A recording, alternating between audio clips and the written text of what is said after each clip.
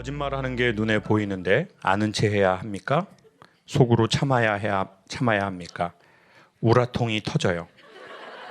자, 이분 손 드실 수 있으면 제가 좀 더 자세하게 이분과 이야기를 나누겠습니다. 손 드실 수 있으셔요? 거짓말하는 놈하고 같이 왔네요. 자, 알겠습니다. 더 눈치가 9단이라서 그냥 진행하도록 하겠습니다. 만약에 결혼하시기 전이라면 우리는 이 남자의 이것을 참아줄 필요가 있다고 생각하지 않습니다. 이 사람이 거짓말을 하는데도 내가 좀 수용할 수 있는 이 사람에 대한 너끈함과 마음이 있다라고 하시면 모르는 척 해주십시오. 그러면 이 남자가 언젠가는 여러분이 그래줬다는 걸 알 때 이 남자가 괜찮은 남자라면 이분에게 자기의 많은 것을 바칠 겁니다. 마음이든 돈이든. 연애라면 나는 굳이 나한테 이렇게 거짓말을 하고 속이는 게 난 좀 기분이 좋지 않다라고 한다면 연애는 잘 만들어가는 게 목적이 아니라 내가 이 가치를 알아보는 게 목적이라고 생각해요. 그러니까 거짓말을 함에도 불구하고 내가 이해할 만한 가치를 이 사람에게 느끼는지 느끼지 않는지. 근데 만약에 느끼지 않는다면 나는 당신이 나에게 거짓말을 반복적으로 하는데 그거를 내가 이렇게 참아줄 만큼 이제 내가 그런 상황이 되지 못한다. 그러니 우리는 이제 서로 예의를 지키면서 여기에서 아름다운 마무리를 했으면 좋겠다라고 서로 예의 있게 얘기하고 이별을 하는 것이 좋다고 생각합니다. 근데 이미 결혼을 했고 헤어지실 수 없는 상황이라면 저는 인간관계에서 상대방에 대해서 모든 것을 아는 것이 사랑이라고 생각하지는 않습니다. 여러분이 제 모든 것을 아신다면 여러분은 저의 강의를 듣기가 어려우실 거예요. 세상에는 제가 보기에 저는 좋은 사람하고 나쁜 사람이 있는 게 아니고 들킨 사람하고 안 들킨 사람이 있는 것 같아요. 저를 포함해서. 그러니 상대방에 대해서 모든 걸 알 때 우리는 상대방을 사랑하기가 쉽지는 않을 겁니다. 그래서 어떤 사람은 그렇게 기도하더라고요. 내가 용서할 수 있을 만큼만 저 사람에 대해서 알게 해달래요. 내가 용서할 수 없는 부분은 알고 싶지 않대요. 그게 상당히 괜찮은 사랑인 것 같아요. 모든 걸 다 알고 모든 사람에게 박수 받을 수 있는 사람이 많지는 않을 거예요.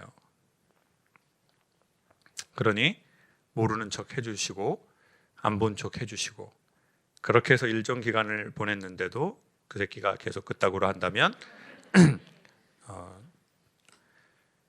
이별하라고 추천하겠습니다. 그리고 이별을 했다고 자기의 인생이 망쳤다고 생각하지는 않았으면 좋겠습니다. 이별은 끝난 게 아니라 선택한 겁니다. 제가 말하고도 너무 놀랍네요. 결혼 후 남편이 지원해줘서 공무원 시험을 준비한 지 3년이 되었습니다. 이번에 시험에 떨어지면서 자존감이 많이 떨어지고 시험 준비를 그만하려고 합니다. 그런데 다시 취업을 하려고 하니 막막합니다. 남편한테는 나 하나 일할 곳 없겠냐 했지만 마음이 많이 싱숭생숭하네요. 뭔가 새로운 일을 도전하고 시작할 때 힘나는 말씀을 부탁드리겠습니다. 일단 결혼 잘하신 것 같습니다. 제가 고등학교를 공업고등학교 나오고 저희 집에서 대학 나온 사람이 아무도 없었어요. 2남 4녀 부모님 8명인데 아버지는 이제 소학교 다니시다가 귀가 사고로 학교 그만뒀고 엄마는 할머니가 동생들 보라고 아예 학교를 안 보내줬고 큰 누나는 초등학교만 마치고 서울을 가게 됐고 형은 중학교만 마치고 가게 됐고 누나 셋은 다 여상을 나왔어요. 그래서 저는 이제 누나들 주판 뒤집어 가지고 두 개로 이렇게 하다가 대가리 까지고 그랬었어요. 주판이 겁나 미끄럽거든요. 누나 주산부기 학원 다니고 막 여상이니까 1전이요, 2전이요, 3전이요, 4전이요, 5전이요 이렇게 하는 거 있다고요. 네. 누나 격리로 일하면서 저 성악과 돈 대주고 그랬어요. 그래서 다 제가 이제 대학을 가기를 원했어요. 우리 집에 아무도 대학을 못 들어갔으니까. 근데 제가 이제 제주대학교 시험 보고 어떻게 됐죠? 네, 여러분이 그렇게 기도해 주셔서 떨어졌어요. 그렇게 한 마음으로 기도하시고 소망하는데 우주가 도와주지 않을 수가 없잖아요. 그래서 이제 전문대, 광주의 서강 전문대학이라고 있었어요. 거기에 OA과라고 93년도에 쳤는데 전 또 떨어졌어요. 엄마가 너는 멍청하다고 그랬어요. 근데 그냥 멍청이가 아니라 항상 안 좋은 단어에는 마음이 하나가 되네요. 이제 그래가지고 이제 엄마가 똥멍청이라고 하고 이제 친구 엄마들한테 가가지고 우리 자식 새끼들은 대그레 똥 들었다고 하는 얘기를 막 하는 걸 제가 이제 집에 가다가 들어버렸네요. 그래가지고 저는 이제 그때 나는 잉여 인간이라고 생각을 했어요. 난 잉여 인간이구나. 죽자. 이런 생각밖에 안 들더라고요. 그래가지고 이제 제주도의 탑동이라는 바닷가에서 제가 한번 이제 죽으려고 21살에 그랬는데 이제 얼마 전에 이제 자꾸 저한테 뭐 요즘은 진짜 훨씬 덜 그러는데 결혼했냐고 물어보는 여성분들이 있어요. 아니 남자들은 절대 묻지 않아요. 이혼했냐는 말을 그렇게 많이 하고 나이가 많이 드신 어머니들은 결혼했냐는 거예요. 그래서 어머니 왜 물어보세요 했더니 김 선생은 여자를 너무 잘하는데 나이도 있는 것 같은데 결혼 안 한 것 같아요. 그래서 자기 딸을 주고 싶다는 거예요. 그래서 저도 제 딸이 있다고 그랬어요. 그래서 어머니 딸은 안 줘도 된다. 그냥 각자 집에서 키우자. 줬다 받았다 하지 말자. 근데 이제 제가 딸이 있고 쌍둥이 아들이 있는데 이제 제주도에 이번에 아이들하고 가게 돼서 마침 누가 이제 삼겹살 집을 추천을 해줘가지고 거길 가는데 어메이징. 제가 죽으려던 바닷가 끝에 그 삼겹살 집이 있는 거예요. 거기가 횟집 거리거든요. 근데 횟집 중간에 딱 고깃집을 냈더라고요. 아이디어 있게. 근데 제가 거기라고 생각도 못하고 애들 둘하고 이렇게 가는데 제가 그 순간 진짜 영화처럼 진짜 따라란 딴딴딴딴딴딴딴 따라란 소리가 진짜 나더라고요. 그리고 애들이 둘이 보이는 거예요. 내가 21살에 여기서 죽으려고 그랬는데 애들한테 얘기해 줄까 그랬어요. 얘들아, 아빠가 21살에 대학을 떨어졌는데 할머니가 똥멍청이라고 해가지고 그러면 애들이 물어보겠죠. 아빠, 똥멍청이가 뭐예요? 사람의 뇌가 똥처럼 생겼잖아. 근데 이제 뇌가 들어 있어야 할 자리에 똥이 들어있다는 뜻이야. 할머니가 심오한 철학적 표현을 하신 거지. 똥이라는 건 영어로 very라는 뜻이야. 매우 강한 느낌을 표현하는 거지. 근데 이제 제가 딱 하면서 살짝 이렇게 미소가 지어지면서 애들이 한 중학교 정도 들어가면 내가 여기 고깃집 다시 와서 얘기를 해야 되겠다. 그리고 애들한테 말해줘야지. 아빠는 그때 죽으려고 그랬거든. 21살에 대학 전문대 재수해서 떨어져서. 근데 지금 아빠가 생각해 보니까 그건 죽을 일이 아닌 것 같아. 그리고 아빠가 죽었으면 니들은 이 우주에 없겠지. 그러니까 니들도 살다가 아빠처럼 죽고 싶은 날이 올 수 있을지 모르거든. 사람들이 너희를 똥멍청이라고 비난하고 니네가 니 스스로 자체에게 그렇게 비난하고 그런 날이 올지 몰라. 그래서 깔끔하게 삶을 끝내고 싶은 날이 올지도 몰라. 근데 그때 아빠가 오늘 해준 말을 꼭 기억했으면 좋겠어. 그런 일로 죽지 마. 그건 죽을 일이 아니고 하나의 에피소드일 뿐이야. 그리고 우리 똥돼지 먹으러 가자. 3번 시험에서 떨어졌다고 마음이 힘든 일이지만 우리의 삶은 끝나지 않았습니다. 네. 영화에 이런 대사가 있죠. 오늘은 우리 남은 인생의 첫날. 영어로 이제 나오는데 제가 하지 않을게요. Today 여기까지 할게요. Today I the blossom. 오늘은 우리 남은 인생의 첫날이니까 우리 인생의 생일 같은 날입니다. 우리의 성과로 우리의 존재 가치를 너무 규정하지 않았으면 좋겠습니다. 시험 붙었다고 우리의 존재 가치가 엄청 올라가는 것도 아니고 시험 떨어졌다고 우리의 존재 가치가 떨어지는 것도 아닙니다. 24살의 여성입니다. 부모님 두 분을 2년 전에 보내드리고 오빠와 저 둘만 남았는데 앞으로 살아가면서 제가 잘 살아갈 수 있을지 확신이 들지 않습니다. 결혼할 때도 아이를 낳을 때도 혼자일 것인데 저 혼자 잘 살아갈 수 있을까요? 오늘 누구랑 오셨어요? 남자친구요. 혼자가 아니네요. 지금 혼자 아니고 오늘 누가 오자고 해서 왔어요? 제가요. 너무 큰 일을 우리가 경험한 건데 삶이라는 게 우리가 다 사실 불확실하죠. 불확실하고 어떻게 보면 지금은 큰 나무가 두 뿌리 깊은 나무가 한순간에 뿌리가 뽑혀버렸기 때문에 같이 군락지를 이루고 있던 우리의 나무에도 엄청난 영향을 미칠 것 같아요. 근데 되게 희망적인 사실은 이제 그랬는데 이런 강연을 우리가 또 들으려고 하고 또 현장에까지 오려고 하고 또 이런 사연까지 쓴다는 것은 우리가 그 삶을 대면할 힘을 이미 갖고 있다는 뜻입니다. 우리가 그 힘이 없으면 외부에서 도와줘도 사실 도움이 어렵거든요. 근데 우리 여성분은 이미 그 힘을 갖고 있는 것 같아요. 그리고 결혼할 때도 혼자일 수는 없죠. 일단 남자친구가 물론 이제 지금 옆에 있는 분이 아닐 수도 있고 또 이제 그거는 또 다양성이라는 게 존재하고 지금 또 24살이고 또 삶이라는 게 또 이게 어떻게 될지가 모르는 상황이잖아요. 그렇지만 우리가 결혼했다는 건 무슨 말이에요?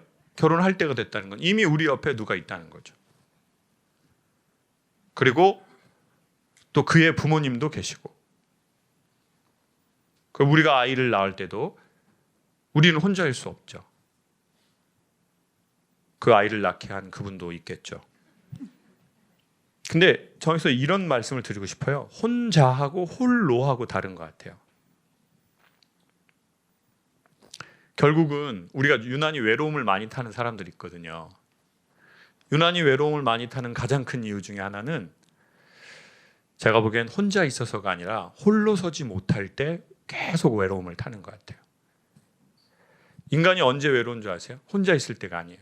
결혼했는데 외로울 때 진짜 외로움을 느끼거든요. 어떻게 생각하세요? 지금 여자분들 표정이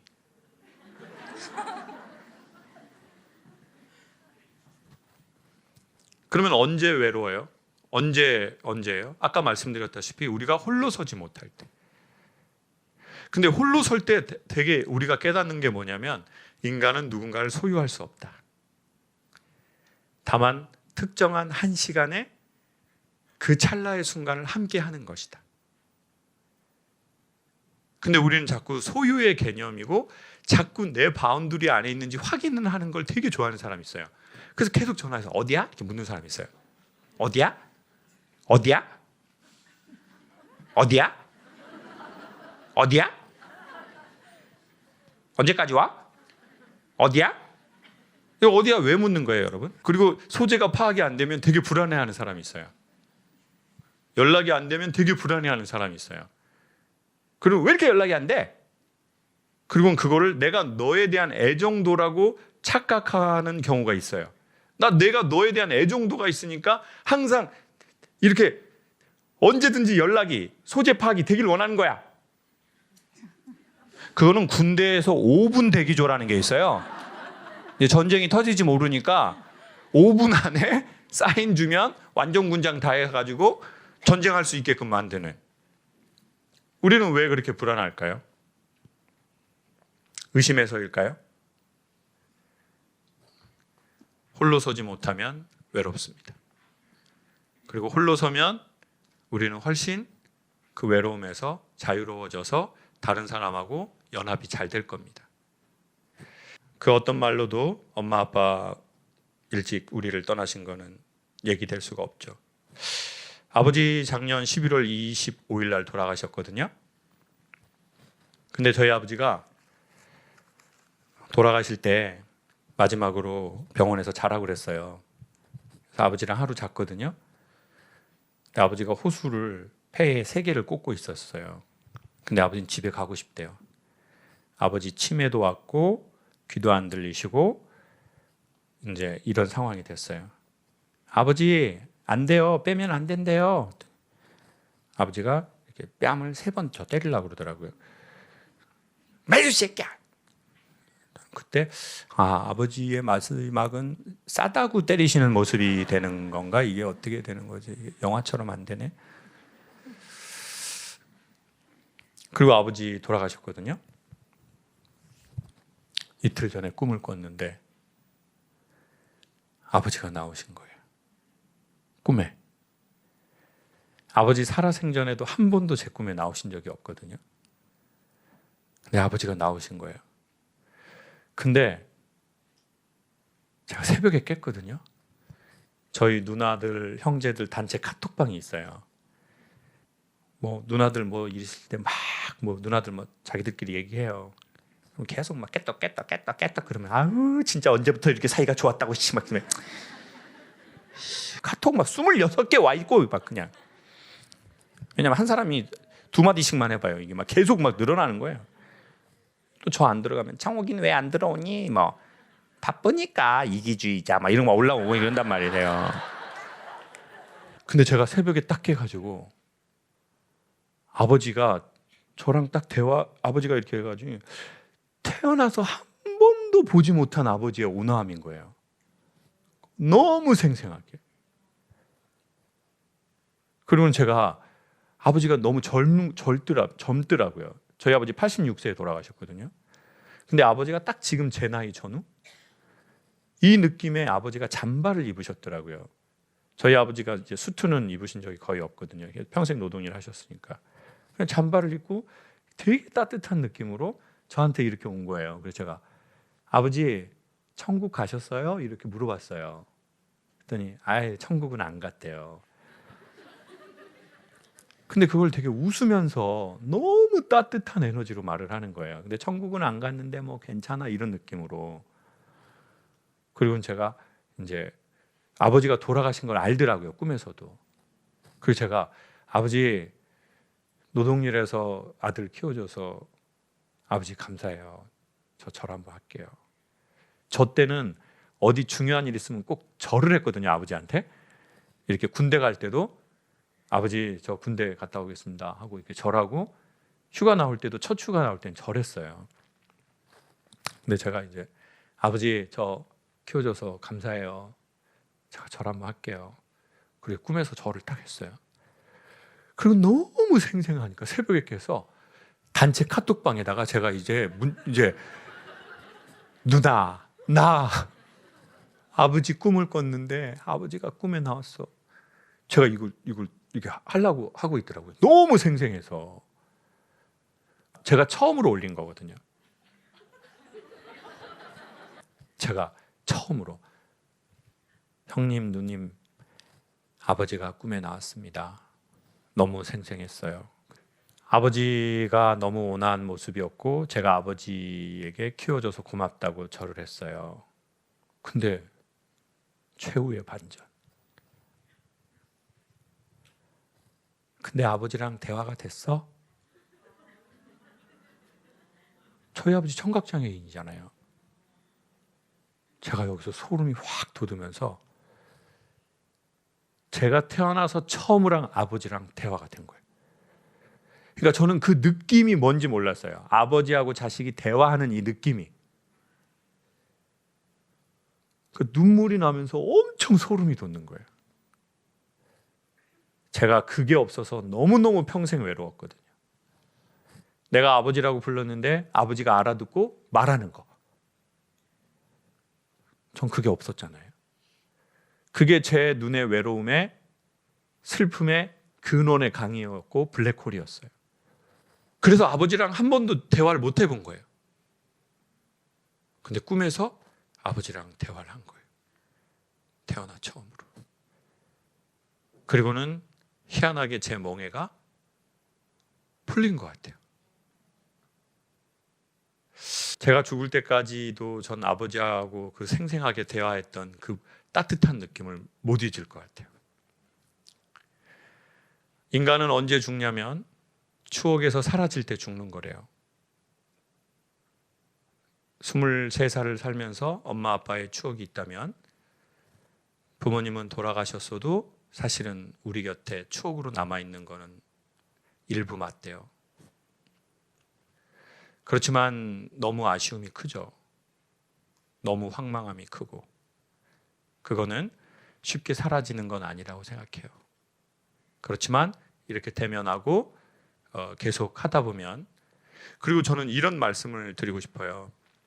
부모님이나 사랑하는 사람과의 이별은 있는 게 아니라 우리가 마음을 키워서 그분들이 우리 안에 계속 있을 수 있도록 우리 마음이 건강해져야 될 것 같아요. 그래야 돌아가신 분들을 추억할 수 있거든요. 너무 마음에 힘이 없으면 우리는 빨리 보내려고 해요. 그럼 보내는 것도 엄청 힘들어요. 그게 우리의 또 삶을 계속 영향 주고. 그래서 우리의 마음이 건강해졌으면 좋겠고, 혹여나 오늘 부모 되시는 분이 오셨다면 귀가 들리는데도 자식하고 대화가 안 되는 아버지가 있거든요. 분명히 귀가 들려요, 소리가. 그런데도 대화가 안 되는 사람이 있어요. 그러면 그 아들들이, 딸들이 저처럼 깊은 블랙홀을 경험하게 될 거예요.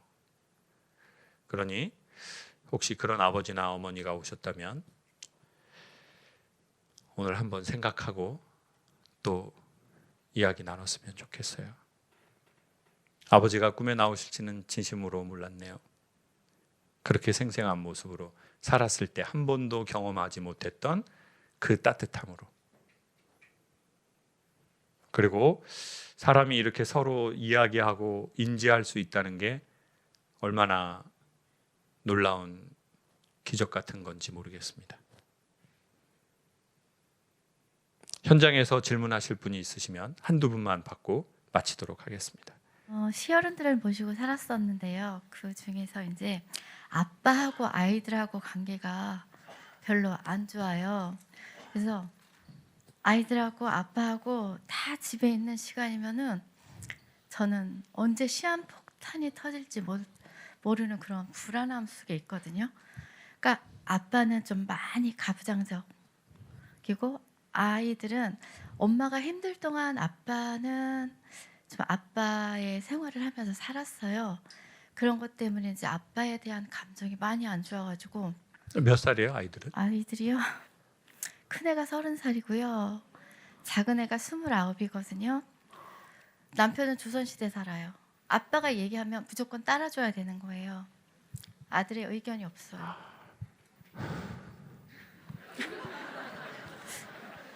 돌아가신 저희 아버지가 부활하신 것 같네 지금. 일단 이 얘기는 50, 60대 남자들이 좀 문제를 해결하기 전에 이 말은 들었으면 좋겠습니다. 어떻게 뭐 해라 마라 이런 거 이전에 50, 60대 남자들이 이 상황을 들었으면 좋겠습니다. 그리고 두 번째는 굳이 그 남자들 입장에서 말한다면 사실 그러면 그 남자들이 자식을 사랑하지 않아서 보통 그러냐. 사실 50, 60대, 70대 남자들은 자기가 하기 싫은 일도 자기 가족을 위해서 평생 했거든요. 대부분. 그리고 그냥 나이가 다 먹어버렸어요. 난 하기 싫었는데도 가족들 먹여 살리려고 한 거죠. 뭐 5, 6, 70대 남자분들이 뭐 대단한 취미 있는 사람이 있습니까? 거의 없어요. 그냥 은퇴하고 뭐 산에 가는 거 외에는 없어요. 뭐 산에 가서 나무에 배나 치고 뭐 이런 거 외에는 없어. 뭐 돈 좀 있는 사람은 골프하는 거 외에는 없어요. 술 먹는 거 외에는 아무것도 없어요. 그럼 자기의 취향도 모른 채로 그냥 가족 위해서 사는 거죠. 근데 뭘 모르냐면 내가 이렇게 니들을 위해서 내 인생 바쳐서 살았으니까 니들은 나한테 내 말 잘 들어야 될 거 아니야? 내 인생은 난 니들을 위해서 난 다 바쳤어. 근데 니들은 니들 하고 싶은 거 하면서 아버지가 딱 얘기하면 딱 해줘야지 이 새끼들아. 이런 게 아버지 마음 안에는 있으실 거예요, 기본적으로. 그래서 저는 자식들이나 아내 되시는 분 입장에서 아버지하고 얘기할 때는 항상 햄버거 기법을 쓰면 좋을 것 같아요. 햄버거 간단한 구성은 빵과 빵 사이에 햄버거 모르셔요? 제가 사드려요? 자, 햄버거는 빵과 빵 사이에 패티가 들어가 있죠. 자, 그럼 뭐냐? 내가 진짜 하고 싶은 건 패티예요. 그런데 이걸 그냥 주면 안 되고 빵과 빵 사이에 넣어주는 거죠. 첫 번째가 아버지에 대한 인정. 아버지가 이렇게 사셔서 저희가 이렇게 많이 컸어요. 아버지 감사해요. 근데 아버지 혹시 가능하시면 이런 거는 좀 이렇게 해주시면 어떨까요? 이게 패티예요. 그리고 마지막으로 아버지 인생 바쳐서 살아주셔서 저희 이렇게 컸습니다. 늘 자주 말씀 못 드려도 감사히 생각하고 있습니다. 이렇게 말을 하는 게 햄버거 기법. 이랬는데도 아버지가 계속 그런다. 그러면은 저는 두 가지 제안. 1번, 이제 힘들겠지만 자녀들과 분가하는 게 좋다. 2번, 새 아빠를 좀 이렇게 엄마도 인생 새로 살아보고 또 아들들도 또 새 아빠 좋거든요. 또 이제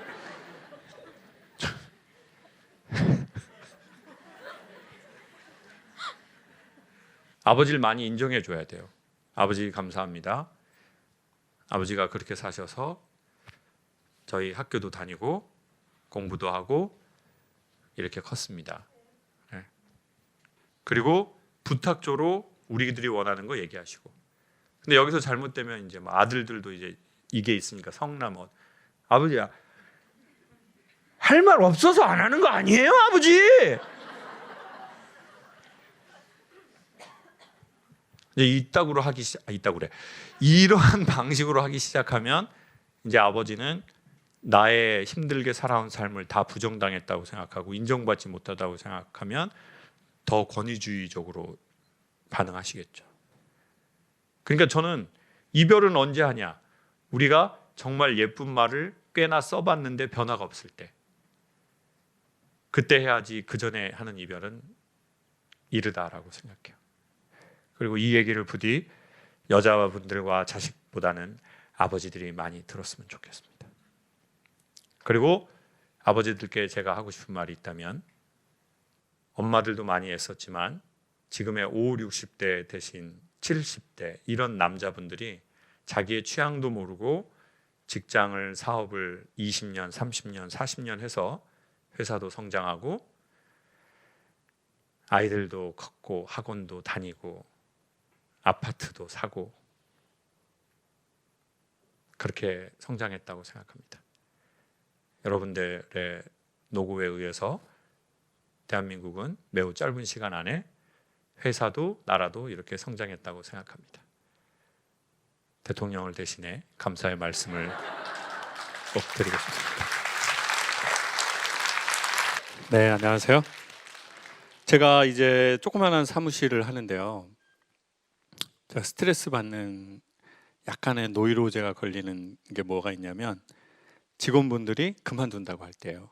그래서 지금 사무실에 이제 제 행정 이 모든 거를 봐주시는 이제 이제 역할 하시는 분이 있는데 그분이 나가시겠다는 거예요. 지금 한 2년 근무했나? 근데 이제 다른 회사에 벌써 합격을 해버린 거예요. 당연히 그랬죠. 아니, 나쁘지 않게 얘기했어요. 당연히 더 큰 회사에 갈 수 있다. 뭐 예를 들어 뭐 김미경 원장님이라든지 뭐 이제 오은영 박사님 연구실에 갈 수 있다. 이제 근데 이제 당연히 그럴 수 있는데 그래도 이제 사무실에 이게 중요한 역할이니 조금 기간을 주고 해야지. 그건 좀 그렇지 않냐. 그래서 이제 죄송해요. 뭐 그래서 얘기는 잘 끝났어요. 그래서 이제 새로운 사람을 뽑아야 되는데 전 희한하게 사람이 들어오고 나가는 거를 되게 스트레스 받아 하더라고요. 예. 바로 그러면 그걸 받아라. 그래서 이제 지원자들이 벌써 쫙 오더라고요. 이게 전에는 그냥 스트레스였는데 이제는 조금 제가 스트레스에서 가벼워지면서 보려고 하는 게 있어요. 여러분 지원자들이 그 지원서를 보내죠. 제가 제일 먼저 뭘 볼 것 같아요? 얼굴이요? 제가 제일 먼저 얼굴을 볼 것 같아요? 아니에요. 얼굴 아니더라고요. 자기소개도 아니에요. 경력도 아니에요.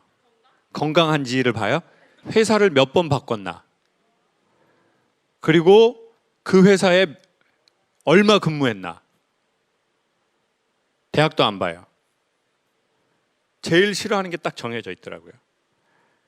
6개월 근무하고 다른 회사 1년 근무하고 또 다른 회사 6개월 근무하고 다른 회사 1년 반 근무하고 이게 너무 많은 분. 근데 다 좋은 회사예요. 제 회사보다 훨씬 크고 그것도 전 딱 싫더라고요. 그러면 뭘 보려고 하는 걸까요? 성실한가? 끈기가 있나? 지루함을 버틸 수 있는가? 전 그거를 제 사무실에선 1순위로 생각하더라고요. 네. 근데 제가 보기에 제 사무실 그 포지션만 그런 게 아니고요. 인생은 살다 보면 지루해져요. 어느 날 보면 사는 게 재미가 없어. 음식도 다 그 맛인데 계속 먹어요. 그러면 덜 먹을 때도 됐잖아요. 옷도 계속 입어보면 나중엔 입기 싫어요. 그래서 제가 최근에 옛날에는 이렇게 막 옷 입고 다녔거든요. 막 이렇게 옷 입는 게 좋아서. 근데 어느 날 몸이 지치니까 그냥 옷 입는 게 다 귀찮더라고요. 여러분 옷도 이쁘게 입는 건 몸에 힘이 있을 때예요. 여러분 힘 없죠? 저는 이렇게 힘이 없을 수 있나? 그리고 왜 단체로 오늘 하얀 티를 입고 오셨지? 끝나고 합창하시나? 이렇게 점점 옷 입는 것도 귀찮고. 인생은 제가 이런 날이 올지 몰랐는데 저보다 더 연배 있으신 선배님들도 계시지만 어느 날 살다가 제 직장 그만두는 거 이해하겠어요. 근데 저는 지금 직장 생활을 말하고 싶은 게 아니에요. 그러면서 생각이 드는 거예요. 20년 똑같은 일을 어떻게 버텼을까? 저는 올해 21년이 됐거든요. 여러분도 어떤 직장에 어떤 사업을 어떤 사람과 10년, 20년 살아낸 게 있을 거예요. 30년, 40년. 여러분이 가장 오래 하신 건 뭐예요? 지금 연수로 보면 강사님 저는 10년 이상 해본 거 있어요. 제가 직장이든 그런 거 손 들어보세요. 우리 맨 앞에 보시는 뭐 10년 하셨어요? 저 27년이요. 27년! 네. 뭐예요? 이제 원장 됐어요. 원장이 됐어요? 네. 어디예요? 어린이집. 그럼 처음에 어린이집 선생님부터 시작하신 거예요? 아, 네. 그만하고 싶었던 적은 없어요? 그만하고 싶은데요. 그때마다 누가 이렇게 손길을 내밀어 주시더라고요. 더 갈 수 있게 힘을 주셨고. 그만하고 싶을 때? 네. 그래서 같이 버티고 왔고 오늘도 같이 우리 이런 어린이집에서 같이 일하시고 있는 원장님 아주 힘 받으라고 왔습니다. 같이 오늘 이 콘서트로 힘 받으시러 오신 거예요? 네. 제 힘 빠지는 건 생각 안 하고요. 아이고 웃겨라. 고비 한 몇 번 오셨어요? 27년 하시면서. 3년차, 6년차, 9년차는 이 일을 계속 할까 말까의 그런 3년 주기가 오고요. 5년, 10년, 15년, 20년 되니까 이 직업을 다른 직업으로 바꿀까 말까 하다 보니 그냥 오게 되더라고요. 일단 박수 드리고 싶습니다. 저는 오늘 여러분에게 이런 말을 하고 싶은 게 아닙니다. 그냥 뭐 꾸준히 직장 다니자 이런 말을 하고 싶은 게 아니에요. 선생님의 그거는 진짜 리스펙트하고, 제가 하고 싶은 말은 뭐냐면 두 가지를 하고 싶은데요.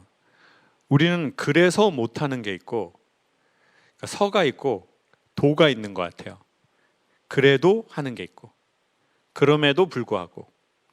근데 그거를 구분할 지혜를 얻어야 되는 것 같아요.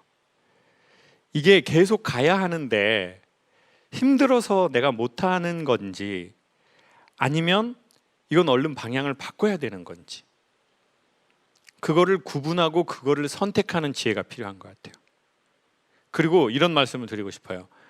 그거를 구분하고 지혜롭게 선택하지 못했다 하더라도, 그래서 강사님 저는 여기 조금 저기 조금 여기 조금 저기 조금 해서 인생이 다 이렇게 됐어요 라고 해도 전 그분의 인생은 소중하다는 말을 드리고 싶어요. 본인을 돌아보되 본인을 나무라지 마셔라. 자기 자신에게 너는 진짜 이것도 못하고 또 이것도 하다가 또 그만두고 또 이거 하다가 또 그만두고, 그래도 괜찮다. 전에 말씀드린 것처럼 꽃이 피지 못하고 열매를 맺지 못해도 당신은 나무다. 꼭 영광의 꽃을 피우고 사람들에게 각광을 받고 아름다운 열매를 맺어서 사람들에게 유익한 인간이 되어지 못한다 하더라도 우리의 인생은 소중하다. 근데 우리는 어렸을 때부터 우리의 부모로부터 쓸모 있는 인간이 되어라 라는 말을 너무 많이 들은 것 같아요. 그래서 내가 쓸모 없게 됐어요. 어느 날 은퇴해서. 그러니 너무 힘이 빠져요. 우시는 거예요? 웃으시는 거예요? 우는 거예요? 어머, 마이크 한번 줘보세요. 왜 이렇게 우셔요? 왜 이렇게 눈물이 나셨어요? 저의 과정보다는 결과만 보는 사람들이 많았던 것 같아서. 과정을 봐주는 것보다 선생님의 결과를 네. 보고 선생님을 판단하는 거예요? 꼬집어서. 결혼을 했어요. 저도 음. 25에 25세. 너무 어렸고 아무것도 모르는 좀 세상 경험이 없는데 10년을 따라다니는 남자가 있어서 결혼을 했는데 야, 그건 진짜 아니더라고요. 결혼해봤는데 정말 힘들었고요. 아무튼 그런데 우리 집은 또 아빠가 보증을 쓰셔가지고 수용불륜자가 되셨네요. 시댁 분들이 저한테 이런 시베리안 허스키, 무슬루그스키, 개나리라고 그 얘기를 들었을 때 저는 아직 꽃을 피우지 못했거든요. 제가 원하는 꿈을 아직 접고 접었어요. 근데 이제 저도 젖은 날개를 조금 말리고 있는 중이래요. 그래서 그래요, 박수 한번 주세요. 제가 이 말씀 꼭 드리고 싶어요. 꽃이 나무에서 피면 사람들이 얼마나 좋아해요. 벚꽃 같은 거 보면 너무너무 예쁘잖아요. 여의도에 갔는데 저 차 타고 지나가는데 전 차 썬팅을 잘 안 하거든요. 그래서 밖에가 되게 잘 보여요. 근데 여자분들 두 분이 놀러 왔나 봐요. 벚꽃 너무너무 예쁘니까. 그래서 한 분이 친구를 찍어주고 있는 거예요. 영상하고 뭐 사진으로. 그랬더니 얘 야 빨리 찍어. 그러더니 나무를 빵 차더니 빨리 찍어 이년아. 그 나무를 왜 찼나 봤더니 나무를 차면 얘가 그 잎이 후 떨어지니까 거기에서 이거 돌면서 빨리 찍으라는 거예요. 인스타에 올려서 자랑해야 되니까. 이랬거나 저랬거나. 그렇게 꽃이 예쁘게 피면 너무 많은 사람들이 와서 사랑하고 그 나무 곁에 있고 싶어 하잖아요. 그래서 나는 꽃이 안 피어. 근데 어떤 사람은 화려하게 꽃이 핀 때가 있어요. 놀라운 사실은 모든 열매는 보통 꽃이 져야 시작된다는 거예요. 꽃은 자존심, 인격은 열매라고 했잖아요. 나이 먹고서요, 인격의 냄새가 나야지 자존심의 냄새가 나면 참 보기가 좋지는 않아 보여요. 나이가 들수록 참 인격적이시다. 이게 칭찬이잖아요. 나이가 먹어서 그분은 참 덕이 있으셔. 자, 70이 넘으면 야, 그분은 되게 덕이 있으시고 어른 같지 않냐? 이게 칭찬이지. 70이 넘었는데 똑똑하시더라고. 아주 똑똑하셔. 이건 지금 뭐라고 말하는 거예요? 욕하는 거거든요. 어떻게 나이를 70, 80 돼가지고 저렇게 살지? 사람이 7, 80이 되면 인격적이고 5, 60만 돼도 그분 되게 진짜 사람이 되게 좋아. 5, 60만 넘어도 똑똑하다 이렇게 말하는 건 사실 칭찬은 아니거든요. 근데 그러려면 어떻게 돼야 돼요? 자존심의 꽃이 떨어져야 꼭 열매가 시작되더라고요. 그러니 최근에 인간은 너무 자존심 상하면 죽어버리는 거 아세요? 자존심 센 사람은? 내 이미지가 너무 중요하잖아요? 그럼 자기 이미지 저 사람이 망쳤다고 생각하면 죽이고 싶거나 죽어버리려고 해요. 꽃이 떨어졌다고 열매가 왜 죽습니까? 나무가. 열매가 시작되는데. 최근에 본인 자존심이 떨어지신 분 슬퍼하지 마세요. 때가 온 거예요. 열매가 시작될. 그 열매 안에 씨가 몇 개가 있는지 알 수가 없어요. 더 놀라운 건 그 씨 안에 열매가 몇 개 있는지는 더 몰라요. 그리고 결론적으로 말씀드리고 싶은 건 꽃이 피지 않고 열매가 맺지 않아도 우리는 나무라는 거예요. 우리 마음 안에 그 생각이 생겼으면 좋겠어요.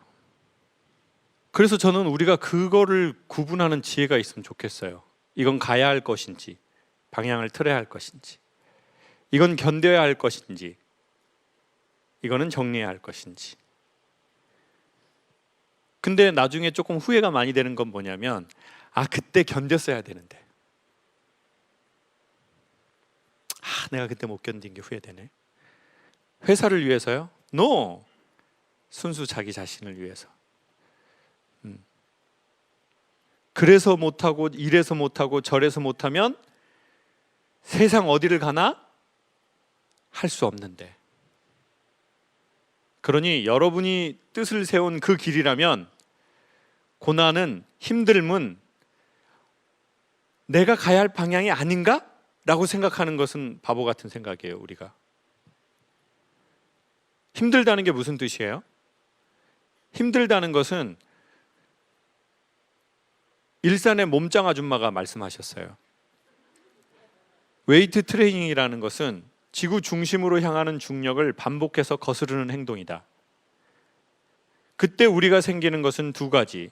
첫째, 힘. 두 번째, 아름다움. 일산 몸짱 아줌마께서 말씀하셨어요. 다시 한번 소개할게요. 웨이트 트레이닝이라는 것은 지구 중심으로 향하는 중력을 반복해서 뭐 한다고요? 거스르는 행동이다. 이 행동을 반복해서 할 때 우리에게 생기는 게 두 가지인데, 첫 번째는 힘이 생기고 두 번째는 아름다움이 생기기 시작한다. 전 중력을 이렇게 표현할게요. 지구상에 존재하는 법칙인데 매우 자연스러운 법칙이에요. 일하는 거 힘들고, 공부하는 거 힘들고, 돈 벌기 힘들고, 남녀관계 힘들고, 인간관계 힘들고, 삶 자체는 힘들어요. 제가 보기에 그것은 자연스러움에 가까워요. 근데 그것을 닥칠 때 우리는 이렇게 생각한다고요. 힘드니까 이게 아닌가? 그걸 구분해야 한다는 거예요. 이거는 힘이 생기는 힘인가? 내가 건너가야 할 힘인가? 여대에서 강연할 때 여학생이 질문했죠. 교수님, 오빠가 군대 갔어요. 기다려야 되나요? 말아야 되나요? 오빠가 군대 간 건 찬스입니다. 새 오빠를 만날 찬스가 아니고요. 오빠를 좋아했는지 오빠가 좋아 보였는지를 확인할 찬스입니다. 좋아하는 거랑 좋아 보이는 건 어떻게 구분하나요? 좋아하는 거는 대가를 지불하는 것이고요. 좋아 보이는 것은 좋아한다고 생각했지만 대가를 지불하지 않는 것입니다. 오빠를 기다릴 그 대가를 감정으로나 의지로나 지불할 가치를 느끼나요? 그러면 여학생은 그 오빠를 좋아하는 겁니다. 근데 좋아한다고 생각했는데 오빠를 기다릴 감정도 의지도 없다면 그 오빠를 좋아하는 게 아닙니다. 우리 여학생은 어떤 것 같나요? 좋아 보였던 것 같아요. 그러면 A4 용지에 깨끗하게 끝이라고 쓰세요. 그리고 우리 여학생이 좋아 보이는 오빠 말고 좋아하는 오빠를 만나세요. 당신이 대가를 치를 만한 가치를 의지로나 감정으로나 느끼는 그 사람을 만나세요. 그 남자를 위해서요? 아니요. 당신 자신을 위해서. 자, 그러면 우리는 이걸 구분하는 거예요. 내가 지금 이 힘든 게 내가 대가를 지불해야 될 길인지 아니야. 힘들어 보니까 이거 아닌 것 같아. 이거를 구분하는 거죠. 나중에 후회되는 건 그거 같아요. 아유, 내가 그거 견딜 걸. 그거 할 걸. 시간만 다 지나버렸네. 전 최근에 후회되는 게 뭔지 아세요? PT 선생님한테 PT 계속 안 받은 거. 비싸다. 어차피 기술은 다 한다. 나 혼자 할 수 있다. 그래서 안 한 거예요. 그리고 또 이유도 많아요. 지금 새로 이사해가지고 거기 체육관 다니는데 그 선생님들 보면은 몸이 안 좋아. 그러니까 신뢰를 못 하겠어. 그러니까 이유가 계속 생겨요. 아니 뭐 자기들 몸도 안 좋은데 무슨 운동을 어떻게 가르치는 거야? 그래서 저 혼자 해요. 효과가 몇 프로 있을까요? 제가 보기엔 20%도 안 되는 것 같아요. 계속 핑계가 생겨요. 전에 선생님하고 할 땐 뭐라고 하는 줄 아세요? 러닝 20분 하세요. 근데 요즘에는 제가 이거 러닝 하면서 이렇게 생각해요. 마스크 썼으니까 5분만 하자. 이게 아마 효과 3배일 거야. 또 이렇게 전에 선생님 이거 할 때는 12개 하세요 이랬다고요. 근데 지금 혼자 하잖아요. 그러니까 뭐라고 생각해요? 그래 6개월은 체력만 키워놓고 그 다음부터 본격적으로 하자. 계속 뭐를 대요? 계속 내 자신에게 핑계를 대는 거예요. 난 이래서 못해. 난 저래서 못해. 조금 이따 할 거야.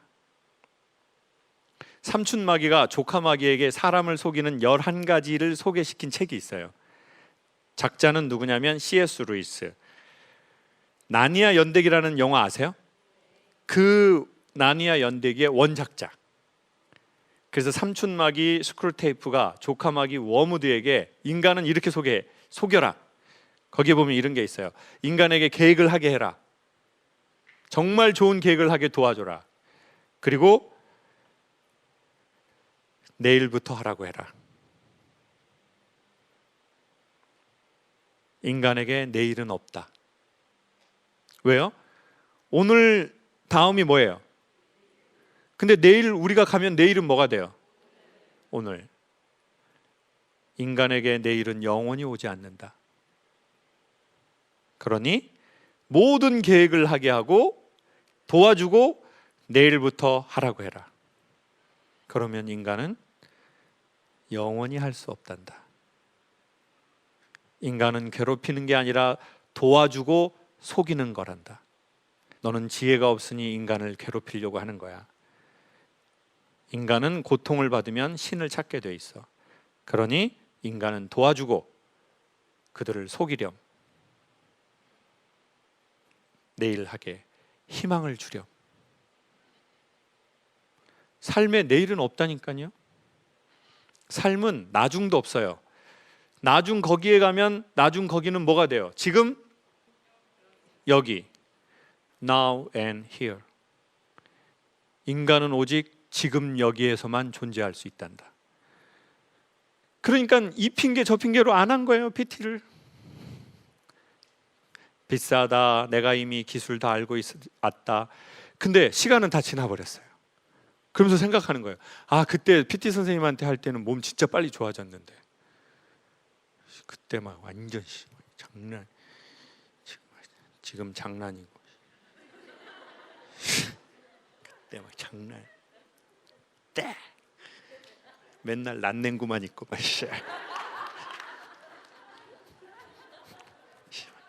그땐 BYC 입어도 돌체앤가바나 같았다고.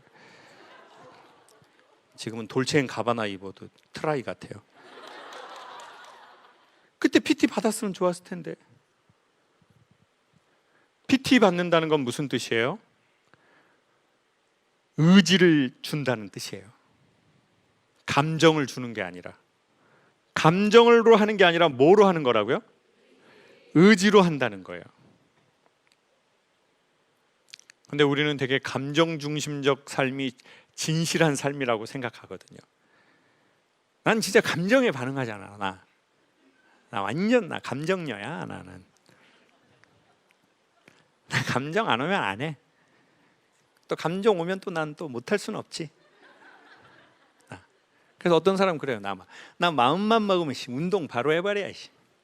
마음이 7년 동안 안 먹어져요. 마음 먹으면 바로 하죠. 바로 해. 근데 마음이 안 먹어지는데요. 그냥 세월만 가고 있는데요. 지금 몸은 점점 안 좋아지고 있고. 그러니 감정으로 하는 게 아니라 의지로 하는 거고, 좋은 의지를 잡으려면 좋은 지식이 필요해요. 여기서 말하는 지식은 학문이 아닙니다. 세상의 이치나 따뜻한 에너지, 지혜, 그게 우리에겐 필요한 것 같아요. 그러니 여러분, 정말 가야 할 길이라면 감정보다는 의지를 던지면 좋을 것 같아요. 의지는 지식의 근거에서 생깁니다. 이건 대학에 가서 공부를 하라는 얘기가 아니라 세상의 구조를 알고 싶은 호기심인 것 같아요. 삶의 구조가 어떻게 돼 있지? 그걸 난 좀 알고 싶어. 어차피 세상은 그 구조의 운영체계로 돌아가거든요. 그리고는 의지를 드렸으면 좋겠어요. 우리의 감정을 너무 믿지 마십시오. 사람은 핑계거리를 찾거든요. 이래서 못하겠다, 저래서 못하겠다. 그러면 생기지 않는 건 힘과 아름다움. 그렇지만 마지막으로 계속 말씀드리고 싶은 건, 여러분과 제가 힘과 아름다움이 없어도 우리는 나무다라는 말씀을 드리고 싶어요. 감사합니다. 제가 청담동의 유명한 레스토랑에서 식사를 하는데 이제 식구를 하나 봤어요. 구름은 바람 없이 움직일 수 없고 사람은 사랑 없이 움직일 수 없나니였어요. 구름은 바람으로 움직이고 사람은 사랑이 움직인대요. 그 밑에 병천순대라고 써져 있었어요. 여러분이 어디엔가 멀리에서부터 여기까지 오신 건 김창옥을 보기 위한 것 같지만, 사실은 김창옥은 매개체일 뿐이고 여러분이 여러분 삶에 대한 애정이 여러분을 움직여서 이 자리에 오게 한 겁니다. 여러분, 자동차도 2,000km 가까이 되는 걸 움직이려면 뭐가 필요해요? 에너지가 필요하죠. 전기든 휘발유든 경유든. 여러분 몸이 되게 멀리에서부터 왔죠. 그러면 그 에너지가 있는 거예요. 여러분 몸무게 곱하기 여러분이 온 거리 곱하기 오늘 오기 어려운 상황이에요. 그리고 여기엔 돈도 걸려 있어요. 자, 이 모든 것을 움직일 만한 에너지가 수학적으로 있다라고 공식으로 말할 수 있어요. 여러 가지의 그것은 되게 큰 에너지 아니면 못 움직이는 거거든요. 그만큼 여러분 삶에 대한 여러분의 애정이 그 값이라고 설명하면 돼요. 제가 유명하고 제가 중요한 게 아니에요. 여러분 삶에 자기에 대한 사랑의 에너지 값이에요. 3년 전 아들을 하늘나라 보내고 이겨내려고 애쓰고 있습니다. 하지만 문득문득 슬픔이 밀려옵니다. 슬픔이 밀려올 때는 어떻게 해야 할까요?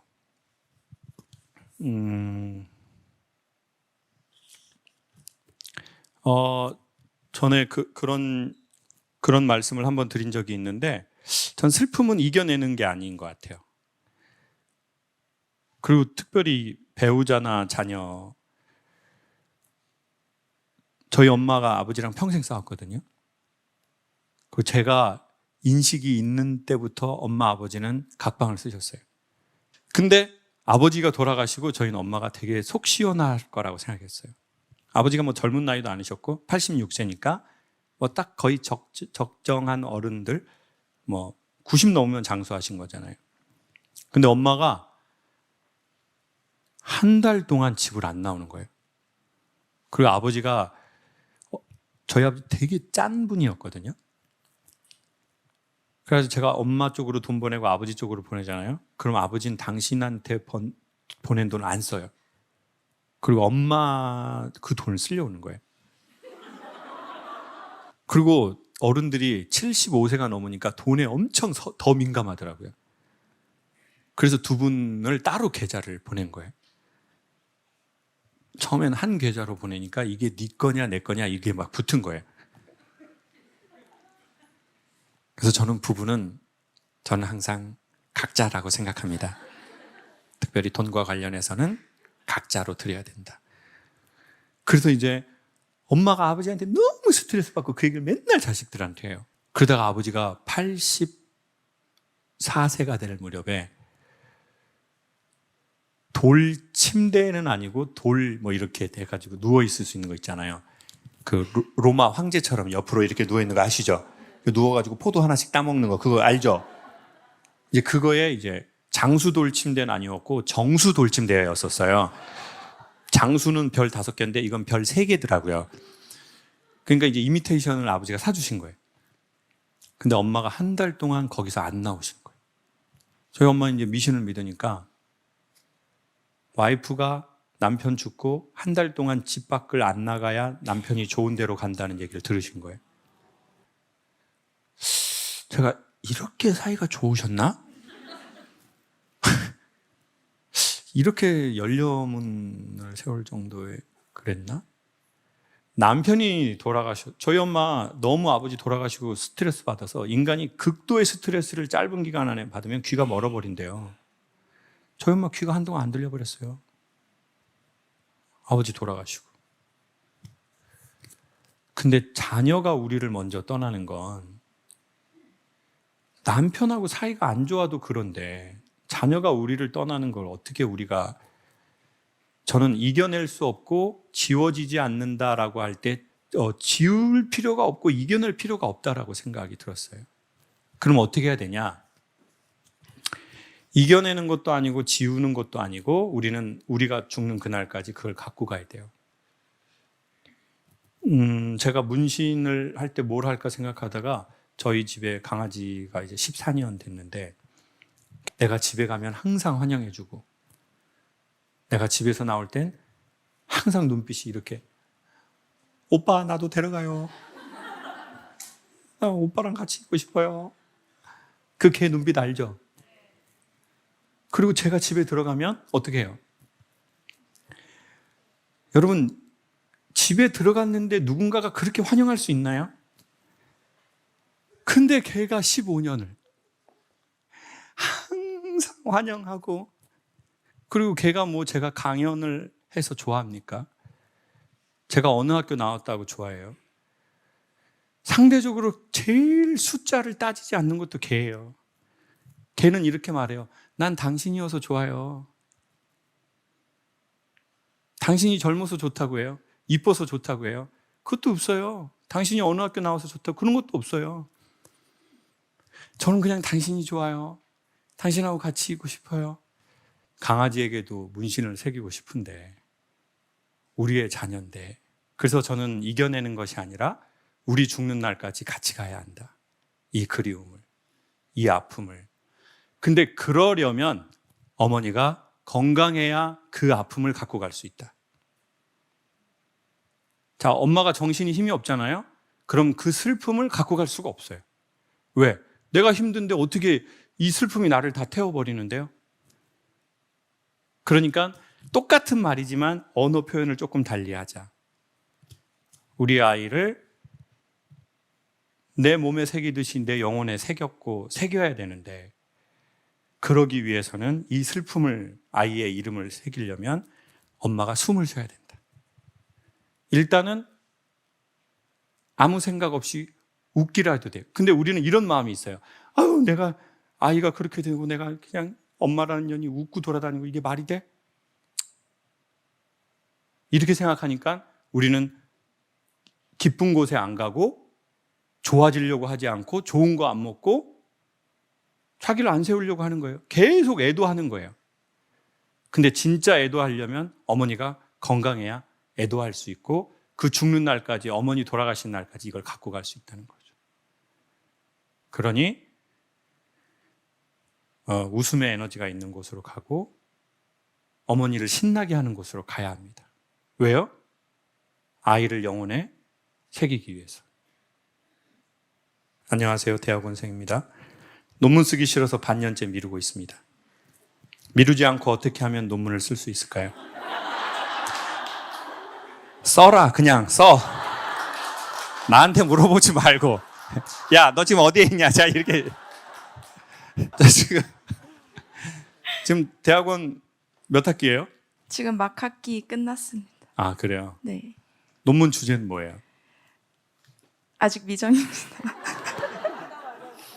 논문 지금 논문 쓰려는 주제가 우리 학생분이 좋아하는 주제예요? 아니면 좀 나 그렇게 좋아하는 주제나 전공은 아닌데 어때요?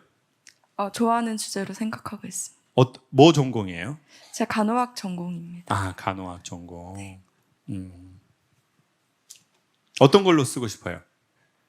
향후 미래에 좀 도움이 네. 될 만한 그런. 제가 보기에는 관계나 정신에 대한 얘기하면 좋을 것 같아요.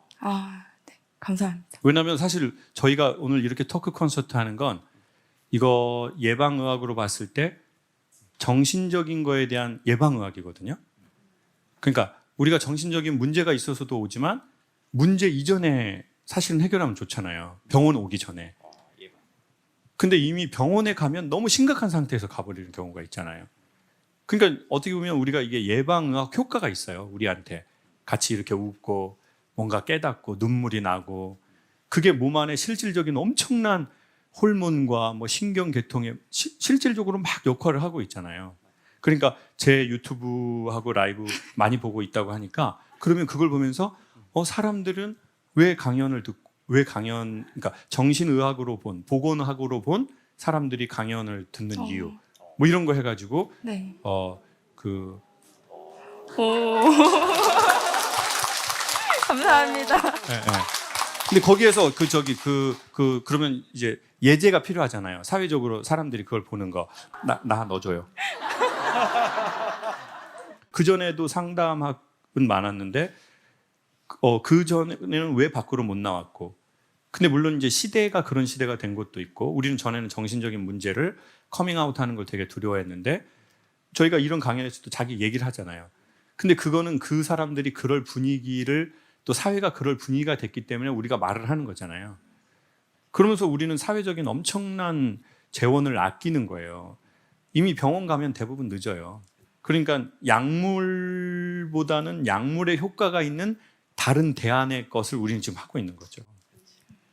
남편이 숨 쉬는 곳조차 짜증나면 어떻게 해야 할까요? 숨을 못 쉬게 해야 하나요? 혹시 이분 손을 들으실 수 있나요? 네, 안녕하세요. 마스크를 얼굴 전체를 가려도 되거든요. 왜냐면 지금 사연 자체가 좀 이제 약간 경찰과하고 좀 이렇게 제가 같이 해야 될 것 같아서. 네. 결혼하신 지 몇 년 되셨어요? 지금 16년 됐는데요. 16년. 네. 요즘에 이제 갱년기는 아닌데 귀에 좀 문제가 있어서 이제 잠자는 게 좀 약간 불편할 때가 있었어요. 근데 옆에서 이제 신랑이 이제 걱정을 해주지만 머리를 대면 5분 안에 잠을 자요. 그리고 저는 이제 잠을 못 자고 신랑은 이제 계속 코를 골고. 그럼 이제 처음에는 이 사람이라도 자야지 싶었는데 이게 또 이제 몇 번 반복되다 보니까 저거는 왜 잠을 자지? 저거는 사실 이거라는 것은 원래 이게 사물에서 이제 적어 주세요. 이거 주세요. 이렇게 하는 건데 지금 우리 여성분의 어떤 정체적인 에너지 상태를 한 단어로 아주 적절하게 잘 설명해내네요. 저거는 아니 저분은 왜 잠을 자지? 참 가식적이시네요, 선생님. 네. 저거는 네. 잠을 잘 자고 나는 귀가 이렇게 아프고. 네. 근데 제가 약간 성격이 지금 딱 봐도 이렇게 약간 좋지 않아요. 그래서 그러면 도라인 아니에요. 예. 그래서 지가 제가 지 성격이 아니까. 안 좋다는 네. 걸 아는 사람은 도라인 아니야. 근데 네. 그 본인이 하고 싶은 말을 하면 본인은 건강하고 주변이 이제 건강하지 않다 이러잖아요. 근데 내가 좀 약간 도라이인가? 뭐 이런 생각을 이제 스스로가 또 할 때가 있는 거니까 화를 딱 냈을 때 기분이 좀 풀렸다 이게 아니라 내가 좀 너무 또라이 같은 소리를 질렀나? 이런 생각이 들면 그럼 저도 이제 건강이 안 좋아지는 건가요? 그게 너무 이게 일단 선생님이 사람들을 웃기게 함으로써 다른 사람의 건강은 챙겼다. 전 그건 확실하게 말씀드릴 수 있어요. 지금 선생님의 그런 해석할 수 없는 인생이 이 많은 사람들에게 영혼의 숨을 쉬게 했다. 그거는 확실하죠. 자, 일단 그건 확실하고요. 근데 여기서 되게 중요한 건 저는 이렇게 생각해요. 그러한 상황을 얘기를 했기 때문에 그럴 행동을 하지 않을 확률은 매우 높다. 이게 무슨 말이냐? 남편이 숨 쉬는 것 자체가 짜증나요. 이걸 얘기했기 때문에 숨을 못 쉬게 할까요? 이 행동을 안 하게 된다는 거죠. 이거 되게 중요해요. 사람이 자기 안에 있는 것을 언어로 표현하거나 글로 표현하거나 그림으로 표현하거나 행동으로 표현하는 게 되게 중요하거든요. 남에게 일단 피해를 주지 않는 범위 안에서. 그러면 우리는 어떻게 하냐면 내 안에 뭐가 있는지 잘 모르잖아요, 우리가. 근데 우리가 말로 하거나 그려내거나 글을 썼어요. 그러면 이제 그거에서 나와서 이걸 보게 돼요. 내가 이런 거네? 근데 항상 사고는 언제 일어나냐면 붙어 있을 때 나요. 나의 감정과 내가 붙어 있을 때. 그러니까 나 이거 진짜 정말 짜증나. 이 인간 없애 저거를. 이 감정과 내가 붙어 있잖아요. 그러면 그때 사고가 잘 나거나 그때 내 정신에 문제가 생길 확률이 높잖아요. 근데 지금은 말을 했단 말이에요. 썼단 말이에요. 보통은 남편을 숨을 못 쉬게 한다 이런 얘기는 하지 않거든요. 이런 거는 경찰에서 조속 꾸밀 때 하는 얘기거든요. 근데 그거를 선생님은 토크쇼에 와서 쓴 거예요. 수사과나 형사과에서 할 일을 선생님은 흰물결 아트센터에서 한 거예요, 지금. 그렇기 때문에 선생님은 경찰 갈 일이 없어지는 거죠. 이거 엄청 중요해요, 여러분. 그 얘기를 기도로 하거나 말로 하거나 그림으로 표현하거나 뭔가 그거를 하는 게 중요해요. 안 그러면 행동할 확률이 높거나 내부에서 터져버려요. 여러분 뇌에서 터지잖아요. 찾기도 어려워요, 생각은. 도대체 그 사고의 파편이 어디로 갔는지를 거의 찾기 어려워요. 뇌를 연다고 아나요? 지금 현재의 의학으로는 못 알아요. 그러니 이렇게 얘기하는 게 엄청난 우리한테 좋은 일이죠. 그러니 다른 분들도 혹시 그럴 만한 게 있으면 신뢰할 만한 사람이 있다면 한 번에 찾을 수는 없지만 그게 사람이 아니어도 괜찮고 그게 일이어도 괜찮고 동물이나 식물이어도 괜찮아요. 제가 어떻게 해라 마라 어떻게 하겠어요? 제가 남편의 음식에 약을 타라 마라 어떻게 하겠어요? 아니 그걸 제가 어떻게 말하냐고요. 예? 제가 뭐 사식 넣어줄 일 있어요, 선생님한테? 아니 그런 얘기를 제가 어떻게 하냐고요. 사식을 넣어라 마라 뭐 약을 타라 뭐 약은 어디서 산다 이런 얘기를 어떻게 하냐고요. 근데 제가 할 수 있는 일은 일단 우리가 이렇게 얘기하는 거고, 그리고 제가 보기에 선생님이 예전에도 그러진 않았죠. 그렇죠. 최근에 그랬을 거예요. 그건 선생님 말대로 귀에 이상이 오면서 선생님이 더 그럴 수 있어요. 여러분 몸이 아픈 게요. 뼈 한 번 부러진 거하고 귀나 눈이 안 보이는 거하고 달라요. 계속 하잖아요. 그럼 여기에서 균형을 잡는 건데 귀라는 게 균형이 안 잡혀요. 삶이 자꾸 흔들려요. 그러니까 짜증 지수가 올라가는 거예요. 그러니까 예전에는 남편이 당연히 코 골고 살면 그냥 그래도 피곤한데 머리 대고 자니까 피로 풀리고 좋다 이럴 수 있고, 그거 아니면 왜 이렇게 코를 골아 하는데 나 거실에서 자야지 이럴 수 있는데, 지금은 아니 내가 분명히 안 좋다고 얘기했는데 형식적인 말 한마디만 하고 골고 차고 씨 이거를 당근마켓에 팔아 아주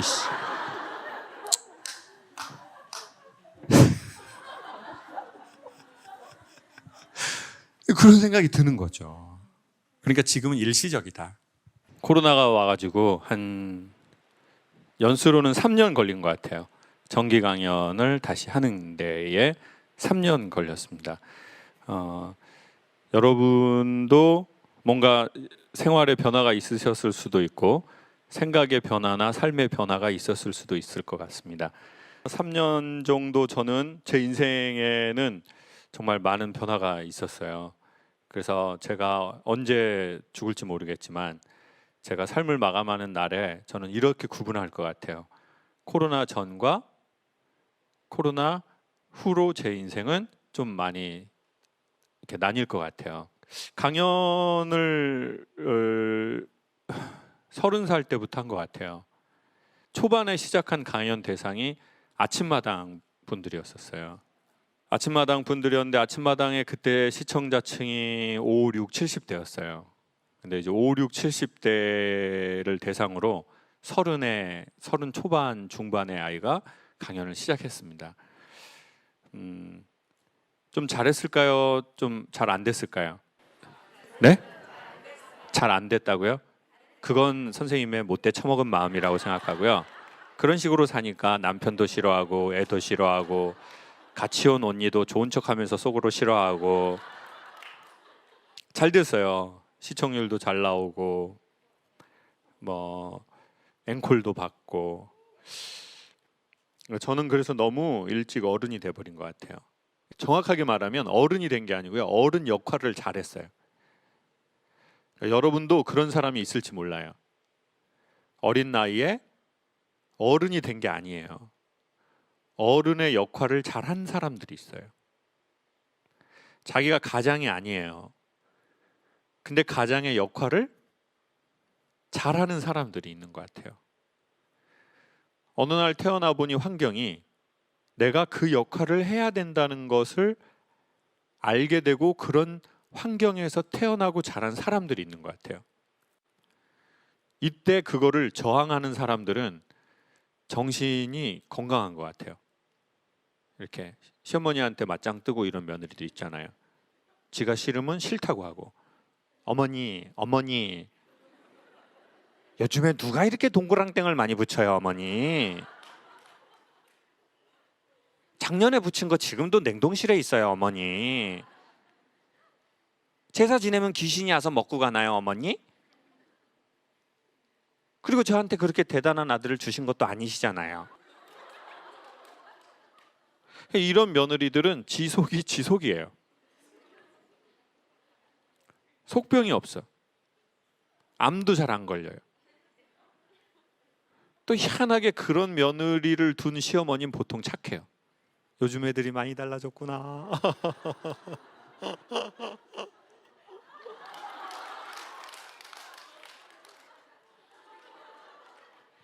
그 며느리는 백세 건강,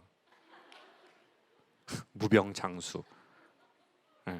그 며느리 주변은 이제 세상 일찍 뜨고 암 걸리고 콜레스테롤 약 먹고. 자, 오늘 솔직히 리서치 해봅시다. 강사님, 저는 그런 며느리 스타일 같아요. 저 할 말 합니다. 주변 그렇게 돌아보지 않아요.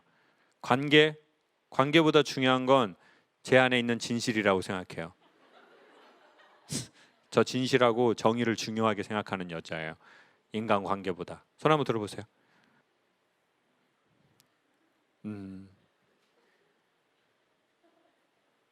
지금 저 손든 분들 표정이 어떤지 알아요?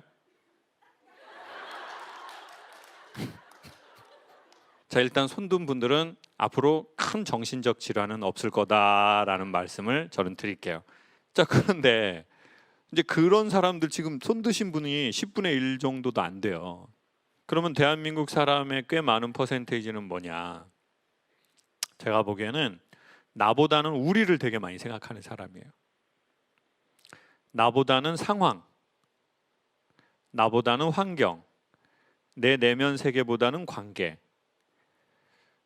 그리고 그렇게 하는 사람이 착하다라고, 그렇게 하는 것이 괜찮은 삶이라고 우리는 소리 없는 소리와 소리로 들은 거예요. 강사님, 저는 좀 억울해도 우리를 생각하고 상황을 생각하는 거고 내 역할을 생각하는 것 같아요. 내 비전, 내 욕망, 내 욕심보다는 내 역할,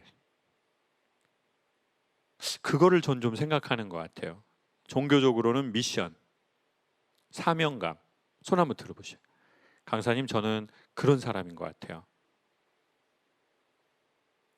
지금 가장 문제가 이도저도 아닌 사람이라는 말씀을 드리고 싶어요. 여러분 뭐예요 도대체? 한번 얘기해 봐봐요. 너 너무 궁금해서 그래. 아니 알고 싶어서. 자, 손 안 든 사람들 중에 자기는 어떤 사람인 것 같아요? 상황에 따라서 달라진다? 그것을 심리학에선 얍삽이라고 하거든요.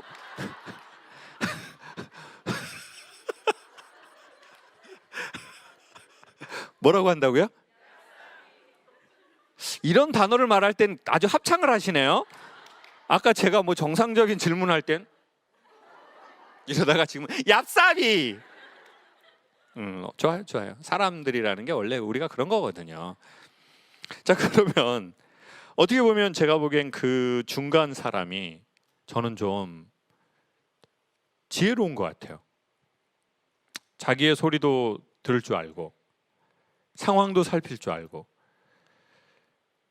이제 이런 사람들이 그래도 좀 저는 건강한 것 같아요.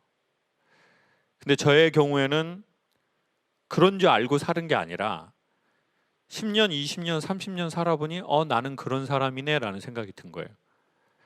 나는 되게 내 욕심이 강하다고 느끼지만 결국 내가 한 행동들을 보면 나보다는 우리, 나보다는 상황, 이런 걸 생각하고 나보다는 사명감을 생각을 한 거구나. 나보다는 내 역할. 그게 균형이 아주 많이 기울어진 사람이구나. 네. 근데 이제 그 역할이라는 게 어려서는 무슨 역할이 있어요? 한국은 누구에게 역할을 되게 많이 너 이거 해야 돼라고 해요. 자식들 중에서는. 장녀 한번 손 들어보세요. 손 들어보세요. 강사님, 전 장녀예요. 장녀나 장남 이렇게 많아요. 우와, 이게 어떻게 이렇게 되죠? 여러분, 장녀, 장남이 무슨 말인지 모르는 건 아니죠? 제가 설명을 할게요.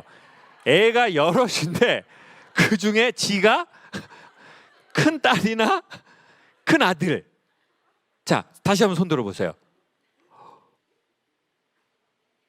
이렇게 많아요. 그래서 왠지 얼굴 표정이 좀 많이 억울해 보여요. 억울하고 좋게 말하면 되게 침착해 보이는데, 온유해 보이는데, 그러면 여러분 장녀 장남은 이런 말 좀 혹시 들었어요? 야, 네가 잘 돼야 동생들이 잘 되는 거야. 아니면 큰애가 모범을 보여야지. 아니면 야, 누나가 그걸 참아야지. 쟤는 어린데. 이런 종류의 말을 강사님 좀 듣고 자란 것 같아요. 그래서 때론 스트레스도 받고, 나 지금 생각해보니 그런 말 좀 계속 들으면서 성장했네요. 손 들어보셔요.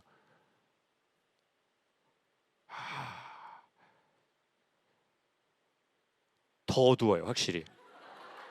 확실히 더 어두워. 이게 커튼 안 막힌 느낌이야. 손도 이렇게 들어요. 뭔 말을 들었어요? 우리 한번 우리 두 번째 줄에 우리 잠바, 우리 카키색 잠바 뭐라고 했어요? 항상 너가 중심이 돼야 된다. 네가 중심이 돼야 된다. 또요? 네가 항상 먼저 앞서가야 된다. 먼저 앞서가야 된다.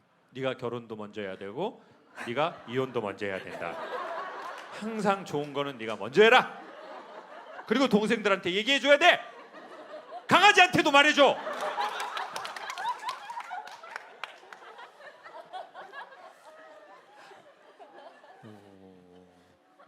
야, 그러시구나. 저는 막내로 자라가지고 그게 없다고 생각했어요. 왜냐하면 부모가 이런 거 있잖아요. 첫째, 둘째한테 막 기대를 했는데 자기 뜻대로 안 돼. 그걸 우리는 뭐라고 해요? 교육학에선 텄다라고 해요. 뭐라고 한다고요? 텄다. 동이 텄다. 저 새끼는 튼 놈이다. 그러니까 이제 부모가 첫째하고 둘째가 잘 될 줄 알고 겁나 뭘 했는데 텄어. 그러면은 막내에서는 포기하는 경우가 있어요. 그리고 뭐라고 해요? 그냥 네가 하고 싶은 거 해라. 자식 농사 뭐 내 맘대로 되냐? 그냥 네가 하고 싶은 거 다 해. 그냥 엄마는 그냥 네가 뭐 유학 가고 싶으면 가고 뭐 하고 싶은 대로 하고 살아. 엄마 네 애비랑 살아보니까 인생 별거 없어. 그래서 저는 막내로 엄청 자유롭게 자랐다고 생각했어요. 나 하고 싶은 거 다 하면서. 근데 제가 장녀하고 장남처럼 자랐구나. 그러니까 제 안에 계속 남아서 자기에게 그 얘기를 할 수가 있어요. 네가 뭐가 돼야 돼, 네가 뭐가 돼야 돼, 네가 뭐가 돼야 돼. 넌 장남이야, 네가 잘 돼야 돼, 네가 모범을 보여야 돼. 근데 그렇게 말하던 분들은 할아버지고 부모님이어서 돌아가셨을 수 있어요. 그래서 그 소리가 없어지는 줄 알았거든요. 아니요. 그 소리가 셀프 텔러를 만들어 버리는 영향을 미친 걸 발견한 거예요. 셀프 텔러. 나에게 말 거는 나. 삶의 결정적 순간에 우리에게 말 거는 그 존재. 소리 없는 소리. 그게 바로 셀프 텔러가 되기 시작한다는 거죠. 그래서 그 어머니가 돌아가시고 아버지가 돌아가셨는데도 내 안에 그러한 비슷한 상황이 오면 나한테 말 거는 내가 있는 거예요. 그리고 그 사람이 엄마가 되고 아빠가 되고 어른이 되고 선생님이 되고 사장님이 되고 선배가 되고 그러면 비슷한 상황에서 이 변수, 대단한 브레이크를 밟지 못하면 그냥 받은 대로 나가는 거예요. 근데 그걸 한 번만 받은 건 아닐 거거든요. 그래서 저는 좀 제가 되게 막내처럼 막 컸다고 생각하는데 어떻게 하다가 강사가 되면서 제 안에 저한테 그렇게 말하는 소리가 들어온 거예요. 야, 너 이거 지금 무대 완성해야 되지 않겠어? 응? 너 이거 책임져야 돼. 그 감시자가 있어요. 근데 이걸 잘 쓰면 계속 발전하거든요. 근데 이제 잘 못 쓰면 어떻게 되냐면 내가 계속 그 소리에 노예 같은 삶을 사는 거예요. 그래서 저는 제 강연을 초기에 제 강연 모습들 있잖아요. 그걸 한 번도 끝까지 본 적이 없어요. 그러니까 여러분이 보통 제 강연을 막 보셨을 거 아니에요. 세바시 되게 많이 봤거든요, 사람들이. 세바시 보통 15분인데 저는 10년이 지난 지금도 세바시의 강연 내용을 1분 이상도 본 적이 없어요. 보통 이런 말 하면 놀라야지 제가 그 다음 단계로 진행할 수가 있는데 여러분이 가만히 있어주면은 이해가 돼서 가만히 있었어요.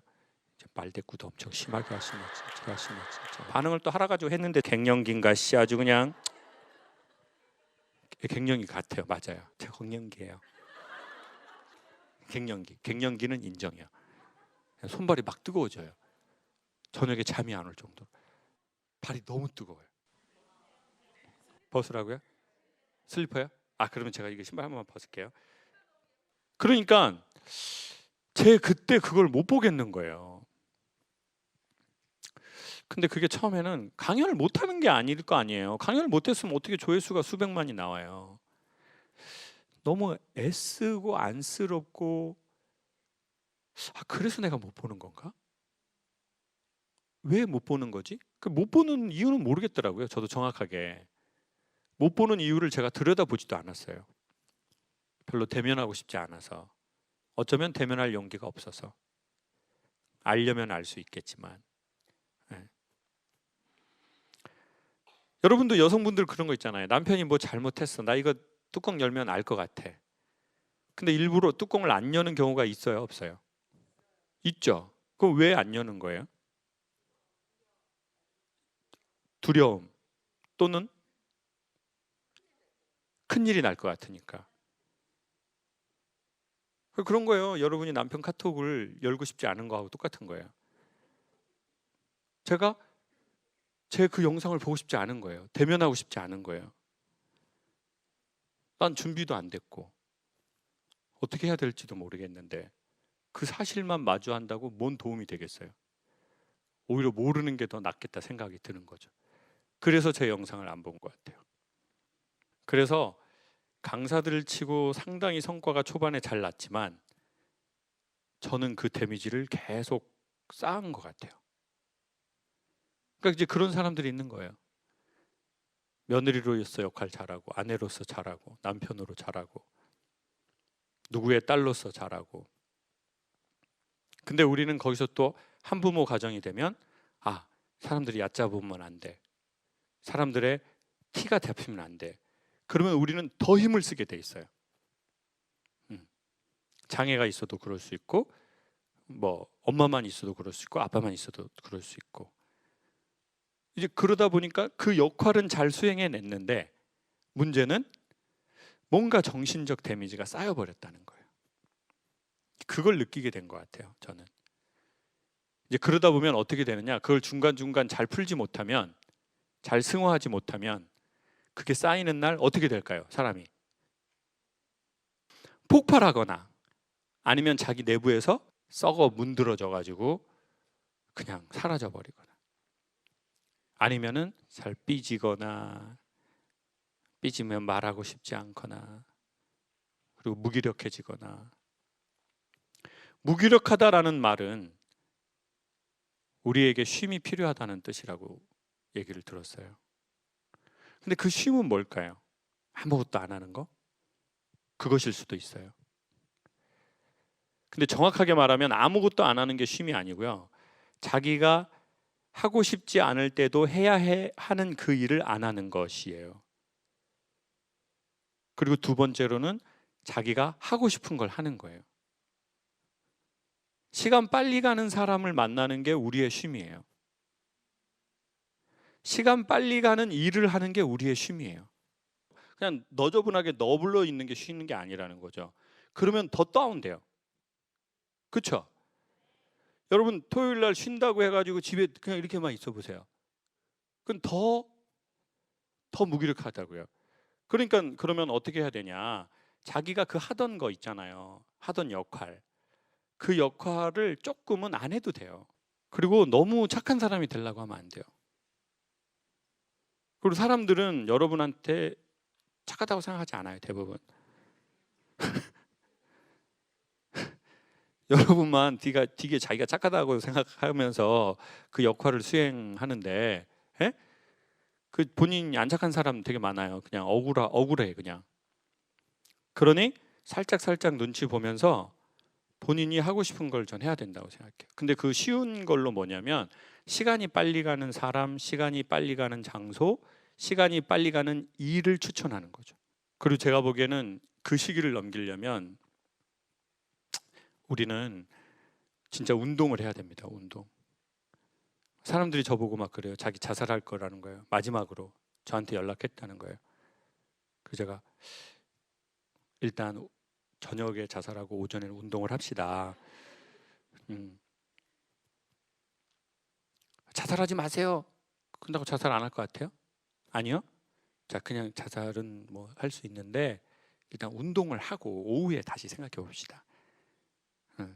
그리고 강연 한 편 듣고, 그리고 그때 생각해 봅시다. 이렇게 마음을, 뇌를 안정시켜 줘야 돼. 그리고 운동을 하다 보면, 근육을 기르다 보면 뇌가 사고를 좀 더, 똑같은 상황인데 사고를 긍정적으로 가져가요. 그러니 여러분 막 우울증 앓고 막 공황장애 있고 막 약 먹고 가만히 있으면 안 돼요. 하기 싫어도 운동을 좀 같이 합시다. 네. 자, 일단 여성분들은 갱년기 있고 뭐 우울증 있고 막 사는 게 싫고 그렇잖아요. 그러면 가볍게 하루에 스쿼트, 앉았다 일어났다 아시죠? 그리고 이제 오전에 1000개, 오후에 1000개. 진짜 가볍게 시작하는 거예요. 진짜 안 죽어요. 그래서 제가 보기에 운동은 좋아하든 안 하든 제가 보기엔 해야 돼요. 그건 선택의 문제는 아닌 것 같아요. 특별히 나이가 들어갈수록. 그리고 두 번째는 아까 말씀드린 대로 혼자 있지 말고, 시간 빨리 가는 거, 시간 빨리 가는 장소, 시간 빨리 가는 사람 만나면 하면 시간 빨리 가는 일을 찾아내는 거예요. 제가 보기에 여행은 해외가 아니라 자기 안에 있는 것 같아요. 내가 어느 지점에서 반응하는지를 아는 게 여행의 포인트. 저 여행사 하고 싶어요. 옥투어? 그리고 손님들 차에 탈 때 장판 같은 거 좀 팔면 되잖아요. 옥장판 같은 거 허리 지지고 디스크에 완전 좋아 진짜. 그러니까 저는 되게 제가 막내인 줄 알았는데 되게 장남처럼 살았더라고요. 그러다가 어느 날 너무 억울한 거예요. 그래서 저는 사라지고 싶더라고요. 그래서 무슨 생각이 든 줄 아세요? 아, 이젠 난 강의 안 해. 하고 싶지도 않아. 왜요? 전 강의로 그 역할을 했거든요. 그러니까 제가 강의 안 해 라고 하면 사람들이 뭐라 할 것 같아요? 이젠 좀 쉬세요 그럴 것 같아요? 배가 불렀구나. 그리고 또 어떤 사람이 이러는 거예요. 아, 안 돼요. 하셔야 돼요. 사람들이 당신 강연 듣고 얼마나 좋아하는데. 아니 근데 그 말이 저한테 힘이 되지가 않더라고요. 아, 저 이제 며느리 역할 안 할래요. 아유, 며느라, 네가 며느리 해가지고 얼마나 우리 집에 좋은 일이 많이 생겼는데 안 된다. 네가 없으면 우리 집안 무너져.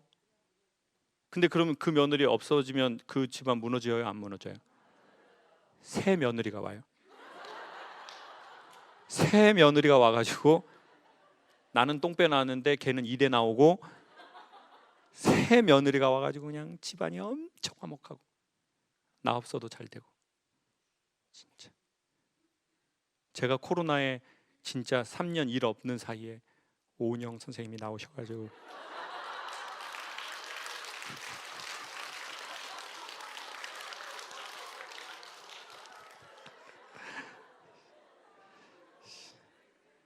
나는 야매 버전인데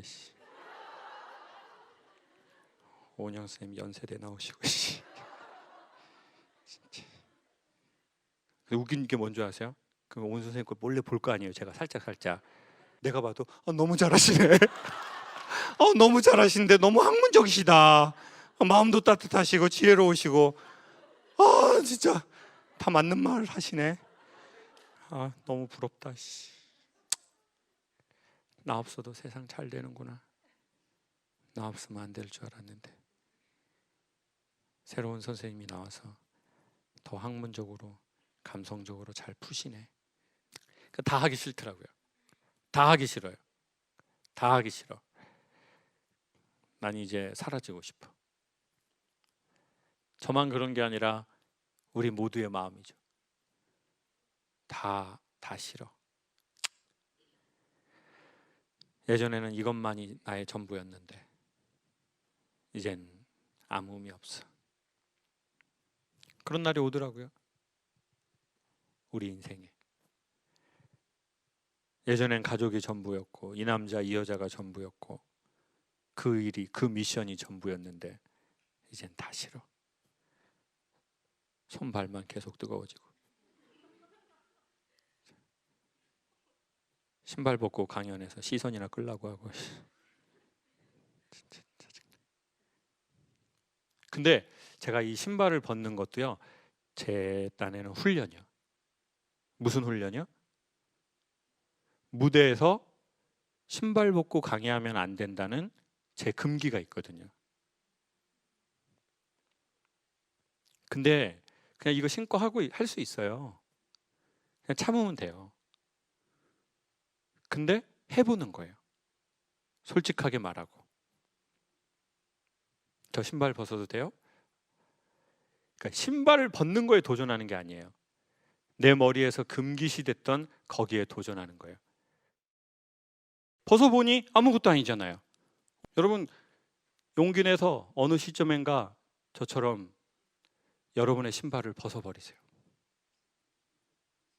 열심히 일하다가 갱년기 온 거 아니에요. 열심히 엄마 역할하고 열심히 며느리 역할하고 열심히 직장 생활하고 열심히 돈 벌고 열심히 자식 키우고 그걸 자기가 좋아해서 했는데 어느 날 좋지 않았음에도 불구하고 해야 하니까 했고, 기대를 한 몸에 받고 있으니까 했고, 돈 벌어야 됐으니까 했고, 거절할 수 없어서 했고. 근데 그렇게만 살기에 인생의 시간은 너무 많이 남지 않았다는 느낌이에요. 그러니 우리의 신발들을 벗고 excuse me 하고, 나 이제 좀 이렇게 해야 될 것 같아. 그걸 누구한테 제일 먼저 말해야 돼요? 그걸 말해야 될 첫 번째 대상은 남편도 아내도 가족도 아니에요. 자기 자신이죠.